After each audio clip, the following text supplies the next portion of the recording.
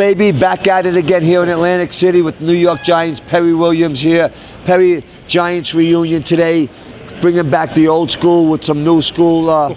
Your thoughts about today's event, being with Lawrence Taylor, Phil Simms, Leonard Marshall, and some of the Giant greats? It's wonderful to see these guys. You know, it's been a while since I had a chance to be around those guys, but a lot of them live all over the country, so I'm happy to see them. I had a chance to talk with LT and Phil Simms a little bit, so it's all good, man. I'm happy to be here. Yeah, two-time Super Bowl champion. Some people don't even make the Super Bowl. How does it feel now when you come to these events knowing that you are a two-time Super Bowl champion? It's wonderful, you know, especially living back in North Carolina where I live at, you know, just having a chance to know that I'm a Super Bowl champion, man. It can't get no better than that. You know, once you win, and you just want to go back and continue to try to win championships. I was fortunate enough to get two, and hey, I'm happy with that. Yeah, two, well, no doubt about it. And you played under legendary coach Bill Parcells. Tell us a Parcells story. Oh, Bill, I'll tell you one story that really truly happened, and your audience will get a good laugh out of this. I was probably in my fourth year with the Giants. Bill, I saw him one day. He was getting ready for training camp. We were getting ready for practice, and he took his sneakers off and his socks and his tube socks, and he put rocks and pebbles and sand all in the shoe. And after that, then they put his shoes back on with no socks on now, and he started getting ready for practice. And about midway of practice, he just started screaming and hollering and cursing, going crazy. And I guess the sand in the shoes and the socks and all the rocks or whatever aggravated his feet, so he was really upset. So that's how he would get himself riled up sometimes. He would do all different techniques, not only on the players but on himself. So that was one of the stories I never forgot when I saw that. Well, I tell you, you played on the legendary Giants defensive team. The defense was fantastic. Lawrence Taylor was the leader, but there was a lot of leaders on that team. You know, besides Lawrence Taylor, who would you rate as the next leader behind LT? Because LT was all over the field. Who would you put next?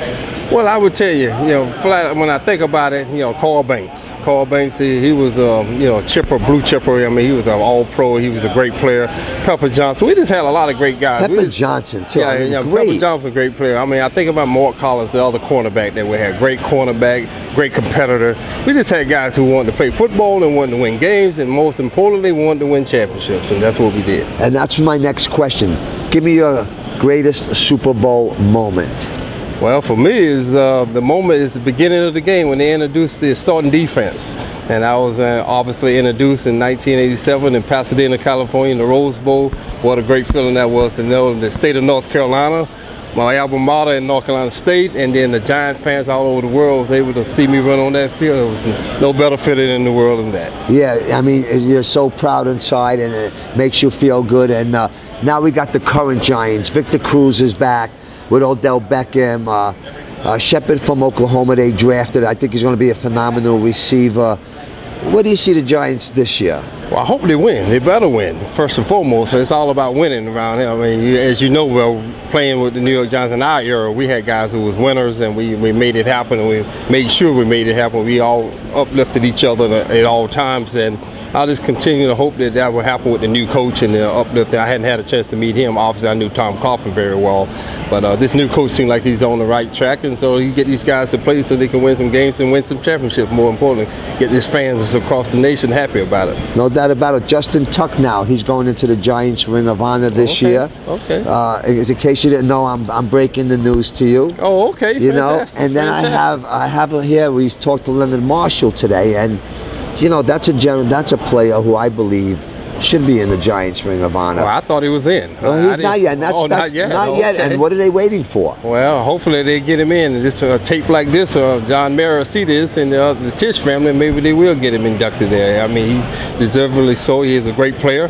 Not taking away from any of the other guys, but the old school guys, we had some great players. So I guess everybody can't make it in there. But more importantly, Leonard got 2 championships like me, so I'm sure he's happy right now. I'm sure he is too. And then Parcells, then you had Belichick underneath him. You had a lot of legendary coaches under Parcells that coached you.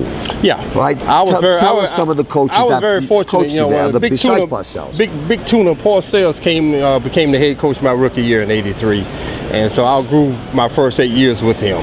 Bill Belichick was the defensive coordinator in my first 8 years. So I grew with these guys, and we just had a lot of success together.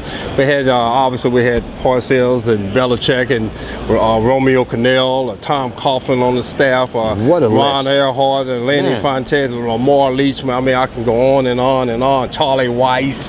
Who was the trainer? Do you remember the trainer? Ronnie Barnes. So we still got Ronnie. Ronnie's a lifer over there. He'll be there until he dies. But, you know, we had a lot of Eddie Wagner, equipment manager. He's been there 40 years. So we got a lot of great guys that's been. That's one thing about the Giants. If you're a Giant, that's right, you stay a Giant, you always will be a Giant. Well, that's as Mr. Willington Merritt, God bless the dead, once said, once a Giant, always a Giant. Yeah. So, you know, if you played there a long time and had a great success, he made sure he kept you in the family loop. Well, Perry, I want to thank you for your time today. We are here at the Lexus Roadshow. We're in Atlantic City with New York Giant great Perry Williams, two-time Super Bowl winner Perry Williams, and a great person. Thank you for your time. This is Miami Mike coming to you from the Lexus Roadshow in Atlantic City. Oh, baby, game on.